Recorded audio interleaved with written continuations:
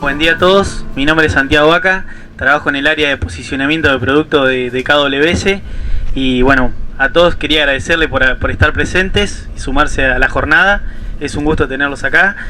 En este stand básicamente lo que vamos a hablar es de fertilidad, vamos a abordar con Gustavo distintas temáticas. Les presento, es Gustavo Ferrari, es un referente en fertilidad en la zona, trabaja en INTA Pergamino y bueno, Gustavo, te cedo la palabra. Bueno, buenos días, gracias por la visita. Aprovecho para agradecerle a los chicos de KWS por invitarme a participar del evento. Vamos a empezar, digamos, describiendo el lugar, digamos, ¿no? Con los dominios edáficos que tenemos. En esta zona, digamos, al noroeste de Pergamino, básicamente predominan dos series de suelo. La serie Pergamino, digamos, que en su fase quizá más fina y más desarrollada, que es donde nos encontramos parados hoy. Y cuando nos vamos ligeramente hacia el oeste, pasando el arroyo de las Escobas, José Mariano Benítez, empieza a aparecer la serie Peirano. Pergamino es un argidol típico, Peirano, ¿no es cierto?, es un argidol vértico. Los dos tienen características muy similares, suelos completamente desarrollados, ¿no es cierto?, 2 metros de perfil, con una gran acumulación de arcilla en el horizonte B. Pergamino suele estar más en relieves planos, Peirano, ¿no es cierto?, en muchos casos es acompañada también por erosión, digamos, lo cual disminuye su productividad y su capacidad de uso. La característica saliente es que gracias a ese gran contenido de arcilla, son suelos, ¿no es cierto?, que necesitan estar cargados de humedad para que las raíces puedan profundizarlo y conectarse, digamos, con el agua que hay en todo el perfil. Yo en los números azules he puesto, digamos, el contenido de agua útil máxima, la máxima cantidad de agua que puede almacenar un suelo. Fíjense que en las capas profundas, por debajo del metro, ¿no es cierto?, hay un montón de agua, ¿no es cierto?, para que puedan tomarla los cultivos. Pero para poder llegar acá, el B tiene que estar húmedo. A su vez, dentro de lo que son este tipo, digamos, de partes en el perfil, lo que está señalado, digamos, de color anaranjado, es la porción de suelo que tiene más de 30% de arcilla, que abarca aproximadamente unos 70 centímetros en la serie Pergamino y más de 1 metro, ¿no es cierto?, en la serie Peirano. Más de 30% de arcilla significa limitaciones a la entrega de agua y a la exploración radicular. De modo que si yo no puedo, digamos, tenerlos cargados de humedad, van a transformarse en un horizonte impenetrable. Cuando en septiembre me encuentro con una condición de perfil descargado, hay que pasar a tardío, porque si no voy a quedar en una maceta, ¿no es cierto?, y tengo el cultivo condenado al fracaso. Otro punto, ¿no es cierto?, que es muy importante y que es un constituyente de la fertilidad. Nosotros muchas veces asociamos fertilidad a nutrientes, sin embargo, la fertilidad física, la fertilidad biológica son muy importantes. Esto que les muestro acá es una tesis, digamos, que recién un gráfico obtenido de una tesis que recién termino de corregir, de una chica, digamos, que hizo su tesis en soja separando grupos de alto y bajo rendimiento. Una de las características distintivas de los grupos de alto rendimiento era su mejor condición física, sobre todo a través de dos parámetros: una resistencia a la penetración menor y una mayor capacidad de infiltración de agua. La resistencia a la penetración depende de la presencia de capas compactadas y del contenido de humedad del suelo. Ustedes saben que las compactaciones se producen en húmedo pero se manifiestan en seco. A veces yo tengo un año húmedo, la raíz va a poder pasar; si tengo un año seco, no va a poder pasar, y entonces eso va posiblemente puede originar que las raíces queden en una maceta, ¿no es cierto?, y de esos 2 metros de suelo podamos solamente explorar una parte y estemos muy condicionados en el rendimiento. Y respecto de lo que es la infiltración, abarcando suelos de clase 1, ¿no es cierto?, ella encontró diferencias de infiltración de entre 10 a 60 milímetros por hora. Entonces eso significa un cambio brutal en el aprovechamiento del agua. Por ahí tenemos un chaparrón de verano, 50 milímetros, estamos re contentos, entraron 10. Entonces el cultivo no lo puede aprovechar, digamos, ¿no es cierto?, y rápidamente entra a una situación de estrés hídrico. Capacidad de infiltración yo lo logro, ¿no es cierto?, con rugosidad y con estructura. Rugosidad a través de la generación de coberturas, intensificando la rotación lo más que puedo. De hecho, el hecho de que en las zonas se estén haciendo más doble cultivo, la presencia del trigo ha mejorado notablemente, ¿no es cierto?, en ese sentido las coberturas. Y por el otro lado, ¿no es cierto?, el hecho de tener una buena estructura de suelo para hacer que la porosidad es lo que hace que permiten, digamos, el ingreso de agua en el perfil. Cuando hacemos un experimento de potencial de rendimiento y empezamos a jerarquizar las variables que determinan ese logro, digamos, de rendimientos potenciales, hay 3 factores de manejo que entran de cajón, digamos, ¿no? Que van a estar siempre presentes. Que es la fecha de siembra, que me va a determinar en qué ambiente, digamos, ese cultivo va a desarrollar su estación de crecimiento y su periodo crítico. La disponibilidad hídrica, que está muy atado también a lo anterior, y la oferta de nitrógeno. Esas tres cuestiones determinan 80% de rendimiento de maíz. Entonces no me puedo equivocar, y no lo puedo hacer tampoco de manera intuitiva, ¿no es cierto? Y tampoco sin información. Debo ser lo más ajustado posible. Si yo coloco el cultivo en una situación de estrés hídrico, toda la tecnología que use, digamos, va a tener un bajo retorno, ¿no es cierto?, y una baja eficiencia. Después siguen otras variables, ¿no es cierto?, que son igualmente importantes en un escalón un poquito inferior: densidad, disponibilidad de fósforo, genética. Rendimiento es un proceso de construcción, todo aporta, pero hay variables que evidentemente son más importantes y debo hacer foco en ellas, y un poco en ellas nos vamos a basar, digamos, en el resto de la exposición.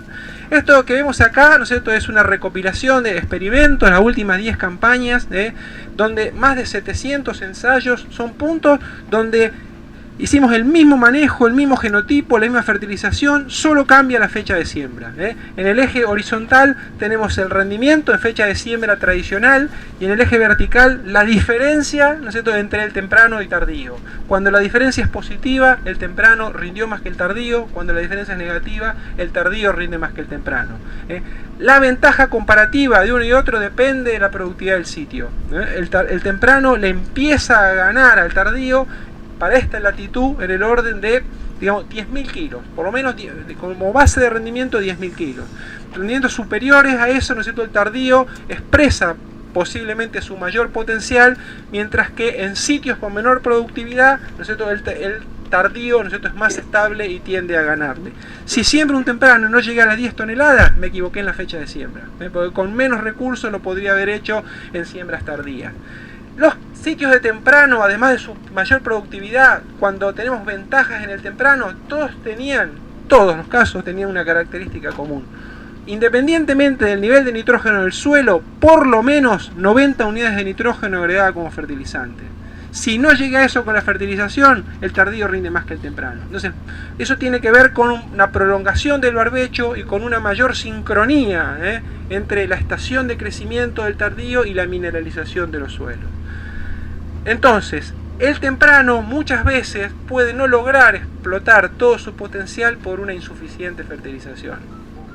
Por último, encontramos también situaciones de suelos restrictivos, que son los que están englobados en este lugar: lomas arenosas, sitios muy erosionados o de textura muy fina a medida que me voy más hacia el norte, hacia la ruta 9, donde difícilmente ese suelo, digamos, de menor productividad, menor capacidad de uso, me pueda abastecer la demanda de un maíz temprano en pleno periodo crítico. Y entonces un tardío, ¿no es cierto?, que en general define rendimiento bajo un ambiente más amigable, se acomoda más, ¿no es cierto?, a ese tipo de situaciones. Como idea central, la productividad en el sitio con el mismo manejo de un temprano tiene poco que ver o una baja correlación con el tardío en el mismo sitio. O sea, son dos situaciones totalmente diferentes, y es vital, digamos, para poder tener una alta eficiencia, que yo me sepa ubicar en la fecha de siembra adecuada. Para todo, digamos, el país se maneja, digamos, para la fertilización nitrogenada, un concepto básico, una idea básica, que consiste en llegar a determinada cantidad de unidades de nitrógeno sumando cuánto tengo en el suelo más el agregado de fertilizante. Entonces, ¿cómo es este esquema? Yo debería hacer un análisis de nitratos, medir por lo menos las dos capas superficiales, 0,20 y 20,40, ver cuántos kilos de nitrógeno tengo en esos estratos y sumarle una cantidad de fertilizante para llegar a un nivel de nitrógeno que dependerá del objetivo de rendimiento. Si mi objetivo de rendimiento es de 10 toneladas, un valor universal que se ubica en todo el país es alrededor de 150 unidades de nitrógeno, suelo más fertilizante. Pero la dosis óptima económica de nitrógeno depende más que nada del rendimiento del cultivo. Es decir, si yo me voy a un potencial de 12 toneladas, ya deberé pasar a un objetivo de 180. Y si el potencial o el objetivo es más alto todavía, tengo napa, un año niño, quiero llegar a 14 toneladas, tendré que llegar a más de 200 unidades de nitrógeno. Ese umbral depende, ¿no es cierto?, del objetivo de rendimiento que yo me esté fijando. Ahora, a este punto del conocimiento, esos ajustes regionales que los conocemos, ¿no es cierto?, ya los tenemos definidos y nos empezamos a introducir un poco más en las interacciones. Y vemos que ese umbral es móvil y es variable según condiciones de manejo, como por ejemplo la densidad o el genotipo. Entonces, hay una gran proliferación de ensayos de dosis de nitrógeno por densidad que arrojan datos muy interesantes. En general, a medida de que yo voy a densidades más altas, como puedo ver acá, densidades de 90.000 plantas, genero una curva más vertical. ¿Qué significa eso? Aumento la competencia entre plantas y entonces para crecer en rendimiento necesito mayores niveles de fertilización. La densidad de 90.000, fíjense en este caso, es la que más rinde si fertilizo bien, pero es la que menos rinde si fertilizo poco, ¿no es cierto? Ese comportamiento a su vez no lo tienen todos los genotipos del mercado. Aproximadamente un 50% de los genotipos responden a este tipo de comportamiento. Hay algunos que son más sensibles a nitrógeno, tienen alta respuesta a nitrógeno, pero no tienen tanta efecto de densidad. Otros son más sensibles a densidad y no tanto a nitrógeno, y otros tienen un comportamiento más bien estable. Entonces hay un intenso trabajo de todos los criaderos y es importante pedirle la información sabemos la correlación entre genotipo y densidad. También existe con el nitrógeno, ¿no es cierto? Y tenemos que tenerla en cuenta. A la siembra, ¿no es cierto?, no termina el partido de la fertilización nitrogenada. Ni siquiera B4, B6. Hoy tenemos un montón de herramientas digitales, sensores, aplicaciones, manejo de imágenes, algunas muy sencillas para usar con el celular, que me permiten hacer un seguimiento en tiempo real del estado nutricional del cultivo. NDVI, índice de clorofila, ¿no es cierto?, me van a reflejar a partir de su intensidad de verde, ¿no es cierto?, cuánto nitrógeno tiene la planta, ¿no es cierto?, y si puede estar teniendo una refertilización, necesitando una refertilización. Y es importante que tengamos en cuenta que la condición que nosotros vemos entre 4 a 6 hojas puede ser diferente, ¿no es cierto?, de la que vamos a ver en el periodo crítico cuando se están definiendo los rendimientos. Particularmente, ¿no es cierto?, cuando encontramos una campaña húmeda. Puede ser de que tengamos zonas, ¿no es cierto?, que son más deprimidas o con la napa cercana, sin ser un bajo, ambientes muy productivos dentro del lote, que por ejemplo están más expuestos a tener lixiviación. Y yo me encuentre que hacia la floración tenga esta zona, por ejemplo, ¿no es cierto?, que está más clorótica y que estaría necesitando una suplementación de nitrógeno, mientras esta otra está bien. Afortunadamente, ¿no es cierto?, también la fisiología, ¿no es cierto?, y la logística va acompañando eso. Y nosotros vemos que hay respuestas, digamos, recuperaciones de hasta un 60% del nitrógeno aplicado por fertilizaciones tan tardías como en el estado de panojamiento. Entonces yo no tengo que abandonar el cultivo, sino tengo que seguirlo mirando. Si B4, B6 no tengo la humedad necesaria para proyectar un alto rendimiento, espero, voy a poder fertilizar después, probablemente no esté perdiendo eficiencia. Pasamos, digamos, del nitrógeno al otro elemento. Nitrógeno, paradigma de nutriente móvil, miro el cultivo más que el suelo. Fósforo, paradigma de nutriente residual, miro el suelo más que el cultivo. Si nosotros hacíamos una radiografía de la disponibilidad 10 años atrás, nos encontramos, ¿no es cierto?, con lo que todos conocemos. El fósforo es más alto al norte y al oeste de la región pampeana, va disminuyendo cuando nos vamos hacia el este. Más extracción porque hacia el este llueve más, fósforo más retenido porque los suelos son de textura más fina. Esto proyectado, ¿no es cierto?, a la actualidad ha seguido disminuyendo. No es para que nos sintamos culpables, en todo el mundo ha pasado. El rendimiento y la tecnología crece más rápido que la fertilización. Fertilizamos cuando vemos la deficiencia, pero lo cierto es que toda la zona núcleo, digamos, está con niveles, podemos decir, por debajo de 10 partes por millón y con una alta necesidad de fertilización. El fósforo, ¿no es cierto?, tiene un efecto de corto plazo y otro efecto más importante, ¿no es cierto?, de mediano plazo. Eso lo podemos ver cabalmente, ¿no es cierto?, en los experimentos de larga duración. Nosotros tenemos varios en la zona, este es el más viejo, 13 campañas, 5 estrategias de dosis creciente, ¿no es cierto?, de fertilización fosforada. El primer año, respuestas moderadas. Cuando miramos los rendimientos acumulados luego de 13 campañas, 19 cultivos, un 70% de diferencia entre la mejor estrategia y el cultivo, ¿no? Y diferencias importantes entre la estrategia de, podemos decir, de reposición o la que habitualmente, ¿no es cierto?, tiende a hacer el productor en su campo. ¿Por qué, ¿no es cierto?, nos fijamos en este concepto de tratar de hacer un mantenimiento por lo menos de los niveles de nutrientes? Porque cuando uno mide la residualidad termina siendo lo más rentable, ¿eh? No lo hacemos en un concepto ecologista, sino que una mejor fertilización, un sostenimiento de los niveles de fósforo en el suelo van creando en el tiempo una mejor condición de fertilidad, y como la mayor parte del fertilizante fosforado que toma el cultivo viene del suelo, aproximadamente un 70%, no alcanza solamente con fertilizar bien esta campaña, depende también el rendimiento de la historia de fertilización. Seguimos el repaso de los nutrientes, volvemos a otro nutriente móvil, el azufre. El azufre tiene una dinámica en el suelo y en la planta parecida al nitrógeno, pero en cantidades 8 veces menor.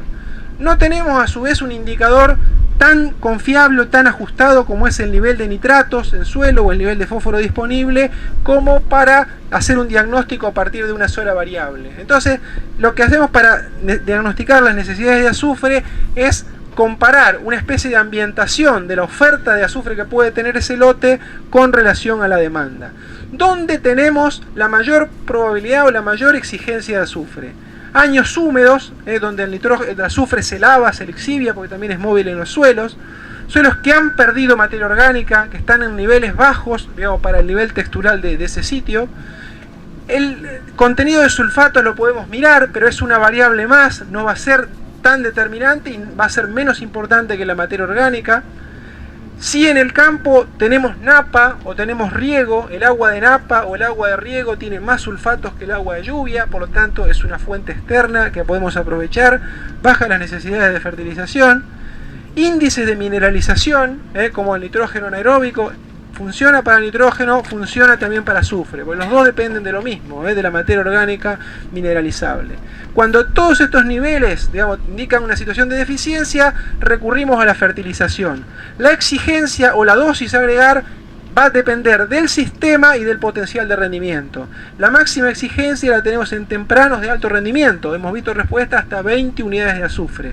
Los tardíos, con 10 unidades de azufre, pueden llegar a estar satisfechos. Y en el medio, ¿no es cierto?, situaciones de deficiencia moderada, de respuestas del orden de 10 a 15 kilos de azufre. Es importante hablar de cantidades porque también puede suceder que yo use un arrancador que tenga 7,45, por ejemplo, use 100 kilos, 5 unidades de azufre, fertilicé con azufre, me quedo tranquilo. Pero puede no ser suficiente, especialmente en situaciones de siembra temprana y sitios, digamos, de alto rendimiento. Y por último, digamos, vamos a pensar en el zinc. El zinc, esta deficiencia que es bien característica de zinc, en el caso de maíz, en otras especies no se ve de la misma manera. Un bandeado clorótico paralelo a las nervaduras es común de ver en siembras tempranas, fechas de la primera quincena de septiembre, cuando todavía las temperaturas son bajas, no han arrancado a la lluvia. Cuanto más fósforo hayamos agregado en la línea, más expresa, porque hay cierto antagonismo de absorción en los primeros estadios. Y acá sí, digamos, tenemos un indicador definitivo, digamos, que para hacer un buen diagnóstico, que es la disponibilidad de zinc en el suelo. Por debajo de 1 parte por millón, la respuesta empieza a ser más consistente y de mayor magnitud. Hablamos de 1 parte por millón cuando decimos 15 o 20 en el caso de fósforo, o hablamos de kilos en el caso de nitrógeno, porque es un elemento micro, que se encuentra en concentraciones bajas tanto en el suelo como en la planta. No quiere decir que tenga un micro impacto en el rendimiento, pero en cantidades, ¿no es cierto?, son requeridos en niveles mucho más bajos. Distintas posibilidades de uso: tratamiento de semilla, aplicaciones foliares, uso de fertilizantes que contienen zinc, uso de fuentes fosforadas, ¿no es cierto?, que son impregnadas con zinc. Todas funcionan de igual manera, teniendo en cuenta la dosis, ¿no es cierto? Cuando lo pongo al suelo siempre voy a requerir cantidades más altas que poniéndolo sobre semilla por vía foliar, porque es retenido por los suelos, pero todas las formas, ¿no es cierto?, son igualmente eficientes. Para finalizar, digamos, y darle un poco la palabra a Santiago, nosotros creemos en la fertilización unida a un buen manejo del sistema de producción. Creemos que los nutrientes y los fertilizantes no son los salvadores, pero que sí deben ser manejados de modo tal que no limiten la expresión de rendimiento que la genética actual y la mejora en las prácticas de manejo nos ha permitido lograr. Entonces, empezamos por generar un cultivo de alto rendimiento. En nuestra región vamos a mirar, para empezar la planificación, cómo viene el balance hídrico, ¿no es cierto? La recarga del suelo, los pronósticos climáticos. En la medida que tengamos buenas perspectivas, agua en el suelo, condiciones de humedad, napa, alto potencial, vamos a buscarlo, ¿no es cierto?, mediante las siembras tempranas. En la medida que esa situación se vuelve más restrictiva, vamos a ser conservadores, y la fecha de siembra tardía tienen en esta latitud una excelente adaptación. Fechas tempranas, ambientes superiores son donde va más alto, vamos a apuntar con la fertilización y con la genética. Genética elegida por potencial, altas densidades, los ajustes de nitrógeno más altos. En la medida que van siendo más altas las cantidades de fertilizante, más respuesta tenemos a la aplicación dividida, y menores pérdidas, más conservativo se vuelve el sistema, más extracción de fósforo y por lo tanto más necesidades de hacer planteos de reposición de nutriente. Vamos a tener en cuenta los mejores niveles de azufre y la presencia de zinc.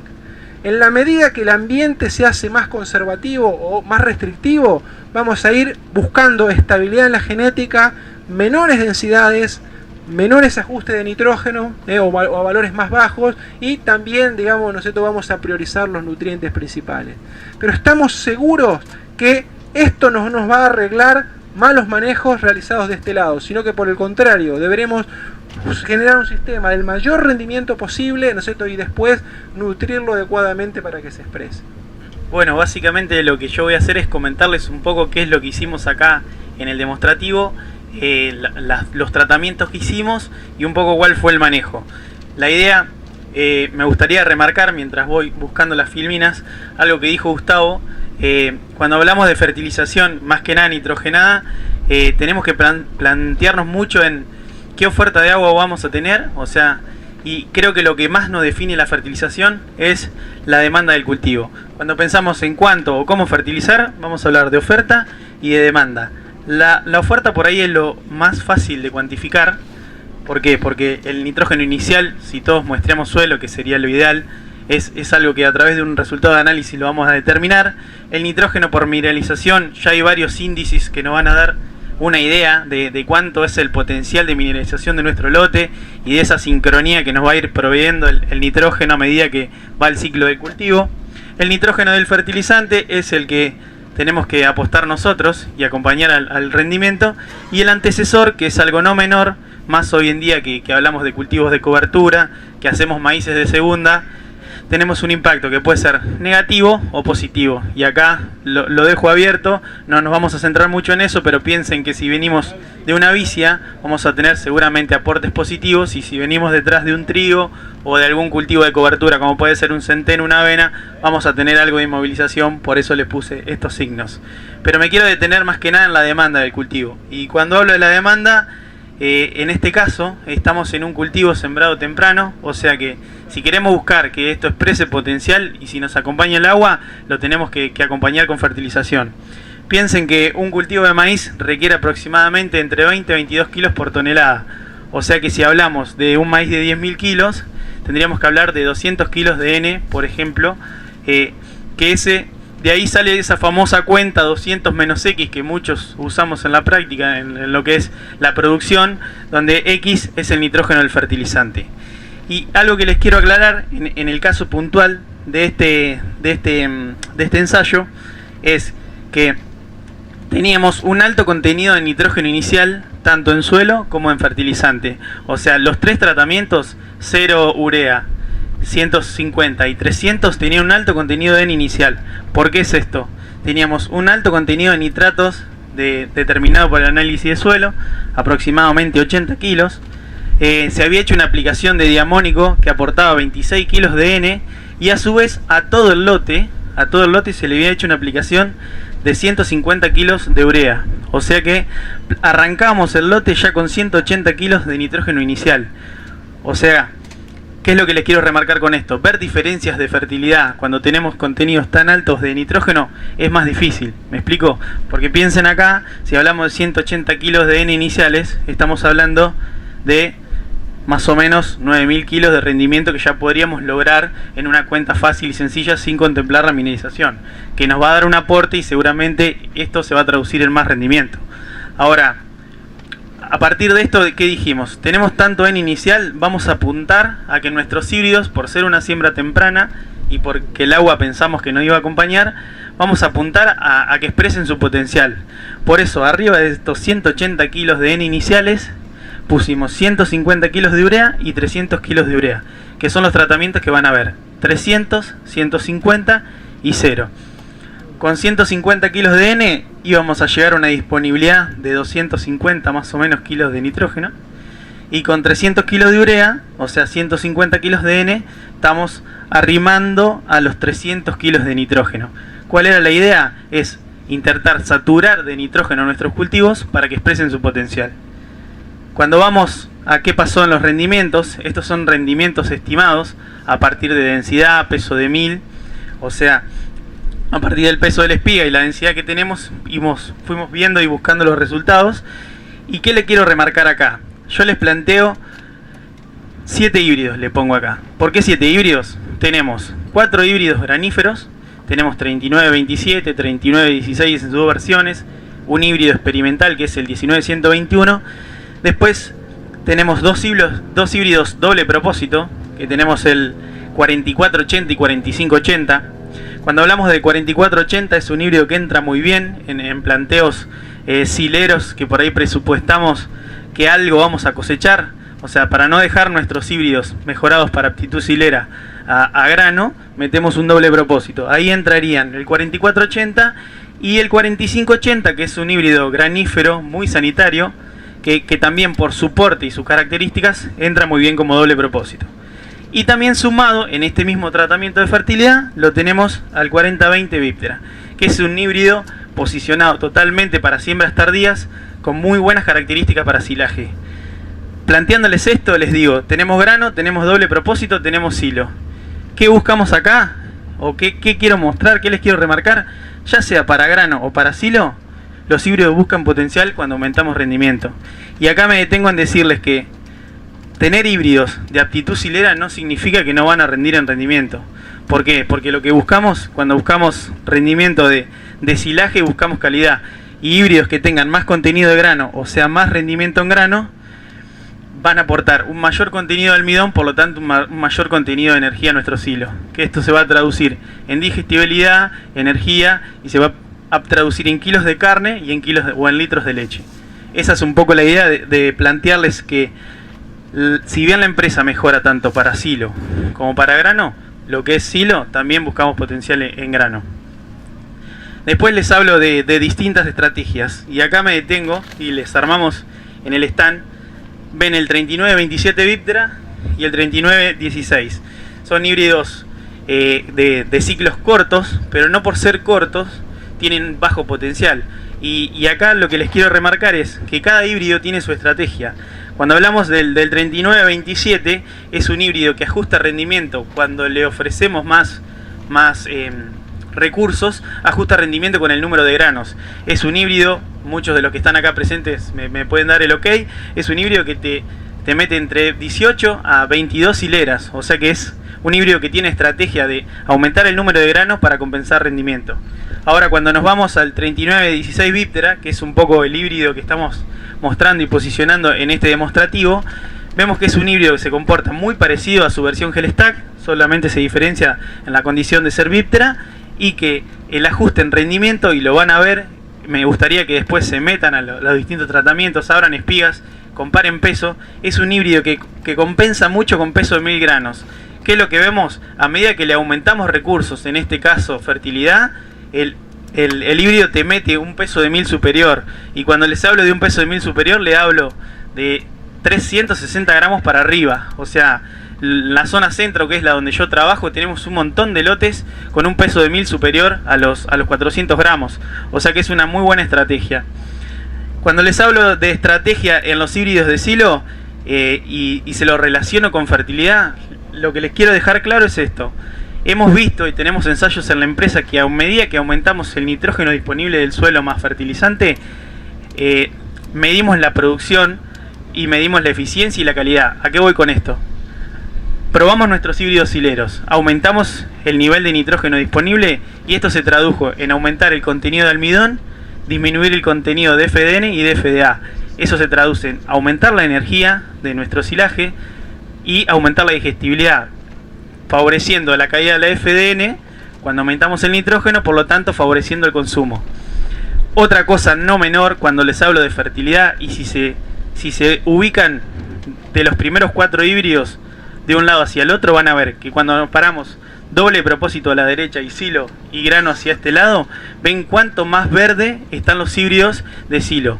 ¿Y a qué voy con esto? Si acompañamos a nuestros híbridos de silo con fertilización, vamos a tener un mayor stay green, o sea, vamos a prolongar la ventana de picado, que eso es un caso no menor que muchas veces nos pasa.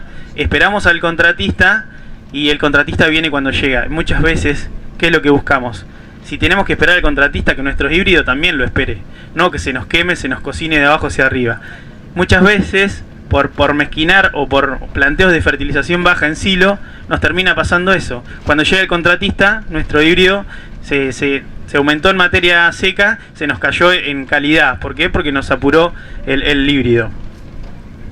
Después, otra cosita que quería mostrarles es, hicimos un análisis económico, y acá me detengo porque muchas veces, si son productores, si son asesores, el número real se explica, en lo que es producción, se explica por si se paga o no la aplicación.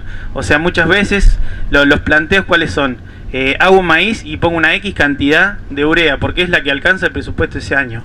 Entonces, lo que le quiero dejar el mensaje es, incluso en planteos con alto nivel de nitrógeno inicial, cuando llevamos a nuestros híbridos a que expresen potencial por nitrógeno, siempre y cuando nos acompañe el agua, vemos cómo, por ejemplo, yo se los hice para el 3916 Viptera, lo podríamos haber hecho para todos los híbridos, pero iba a ser muy larga la charla y hay un sol importante.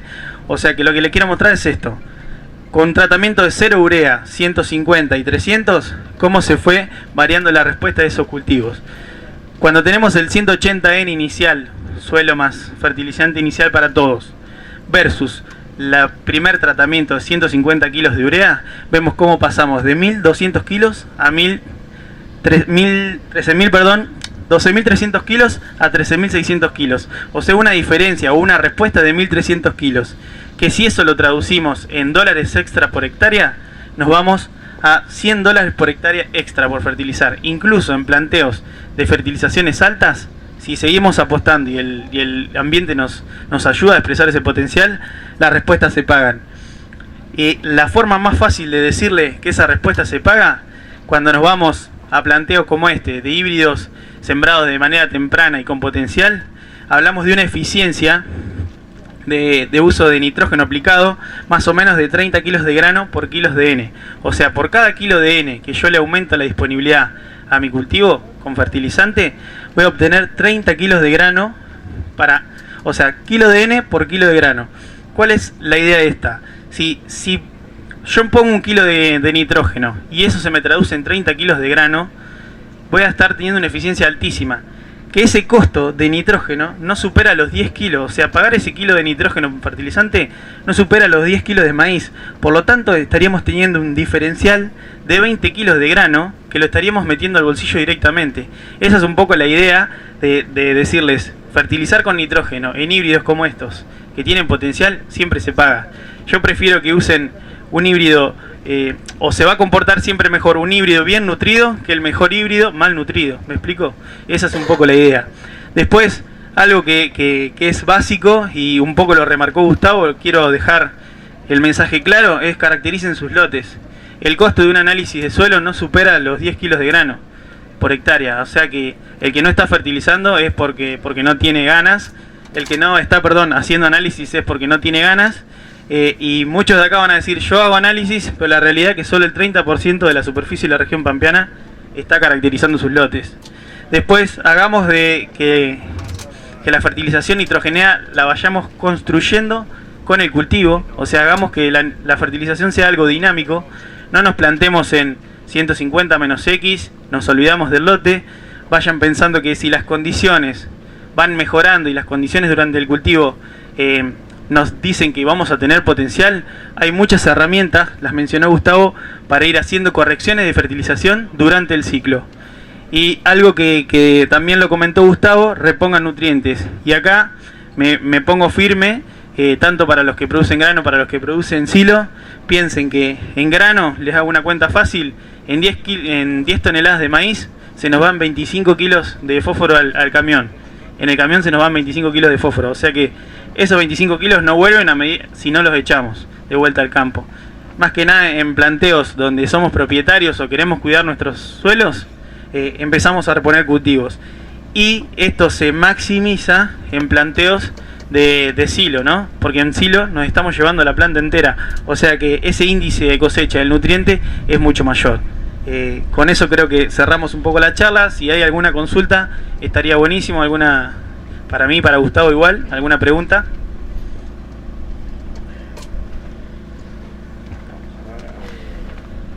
¿Podés volver al cuadrito del costo fertilizante con grano? Sí. El de 300, la Sí. eficiencia 134 el costo y ganás 166 extras. ¿Qué pasa? ¿Cómo surge esta cuenta? Acá vos tenés 1,3 toneladas, ¿no? 1,3 toneladas por 140 que vale la tonelada. Si le restás 67 dólares, que esto sale del costo de la urea, más la aplicación, una aplicación le puse 7 dólares más o menos, son estos 111 kilos. Ya está hecho la resta. Ya está hecha la resta. O sea, yo acá te puse dólares extra por hectárea. O sea, ahí podríamos tener en cuenta algunos otros gastos que van a ser lo que en un margen bruto final, pero es algo básico para que vean cómo a medida que pagamos el fertilizante y la aplicación con el grano que estamos obteniendo en respuesta. No solamente el grano. Es interesante ver cómo aún en una situación, digamos, de alta oferta inicial, la curva no va encontrando el plató, ¿no es cierto? En la medida que tengas ambiente para que siga rindiendo, digamos, la respuesta sigue creciendo con una caída de la eficiencia marginal bastante baja. Si esto uno lo mide en materia seca total, digamos, pensando en un planteo para silo, es probable llegar a la linealidad, ¿no es cierto? Porque evidentemente no tengo, digamos, ese paso tan ajustado que es el periodo crítico para la producción de grano. La producción de biomasa es mucho más lineal, ¿no? ¿Y ahí, Gustavo, esos 300, te gustaría partirlos más o cómo los manejabas? Un montón. 300 kilos de urea. Creo... La idea, perdón, Gustavo, la idea de esto era llevar al maíz a una cuestión de saturación, ¿me explico? No es el planteo de dosis óptima económica que plantea Gustavo. Creo que a esos niveles, sin duda, digamos, ¿no? De 300 unidades, ya tengo que pensar por lo menos en 2 aplicaciones de nitrógeno, ¿no? Una puede ser a la siembra o en los primeros estadios y otra en la ventana de B4 bueno, un poco más adelante. ¿Y por qué hacemos hincapié en eso? Porque por un lado nosotros tratamos de sincronizar la oferta de nitrógeno con la demanda del cultivo. Hoy los híbridos modernos acumulan mucho rendimiento, no solo en la definición del número de granos, sino también el peso de los granos. Como decía bien en el ejemplo Santiago de este cultivar 3916, que pareciera ser una de sus características. Entonces este tipo de híbridos probablemente lleguen a la floración con 50% o menos de nitrógeno total acumulado en biomasa. Si yo se lo pongo todo al inicio, tengo una lluvia lixiviante, cuando el cultivo no extendió su sistema radicular, voy a perder buena parte, ¿no? Y las pérdidas, tanto por volatilización como por lixiviación, son proporcionales a la concentración de sustrato. ¿Por qué? Porque los suelos tienen lo que llamamos la capacidad de intercambio catiónico, que es la capacidad del suelo para retener nutrientes, que en un punto se satura. En nuestros suelos, textura muy fina, tienen una alta capacidad, mucho mayor que un suelo arenoso, pero tiene un límite. O sea, si yo agrego 150 kilos de urea, es probable que tenga una fuerte retención, que no se me lixivie tan fácil y que la volatilización sea baja. Por ejemplo, en siembras tempranas menor al 10%. Pero a la medida que yo saturo esa capacidad, empiezan a aumentar proporcionalmente, ¿no? Entonces, siempre gano en eficiencia agronómica, digamos, ¿no? Y bueno, en general, si uno mira otra parte del mundo con niveles de productividad por arriba de las 10 toneladas, siempre la fertilización se trata de dividir. O sea, sincronizar la oferta y la demanda creo que es la idea más una cuestión de vamos a tener el nitrógeno expuesto a pérdidas que si no, no lo vamos a recuperar. Gustavo, esa corrección que hablaba de nitrógeno allá en manojamiento, tarde, ¿cómo la está viendo? Bueno, digamos, nosotros lo estamos midiendo desde el punto de vista agronómico, digamos, todavía no operativo. De todas maneras sería posible de hacer. Empezamos el año pasado con ese tipo de trabajo, dejando hasta un 20% de nitrógeno aplicado 20% de nitrógeno para la prefloración hasta BT. Encontrábamos recuperaciones aparentes, o sea, cuánto nitrógeno aplicado terminaba el grano de hasta 60%. O sea, que la planta lo toma, ¿no es cierto? Lo toma, si hay agua, ¿no es cierto? Lo va a poder y si tenés potencial para aprovecharlo, ¿no? En R3, que sería el estado de choclo, digamos, ¿no? Encontramos recuperaciones del 40%, o sea, va cayendo, ¿no es cierto? Obviamente. Pero vemos que hasta BTS es porque la eficiencia de uso de nitrógeno puesto a la siembra, no te vas a creer que es mucho mayor al 60%, ¿no?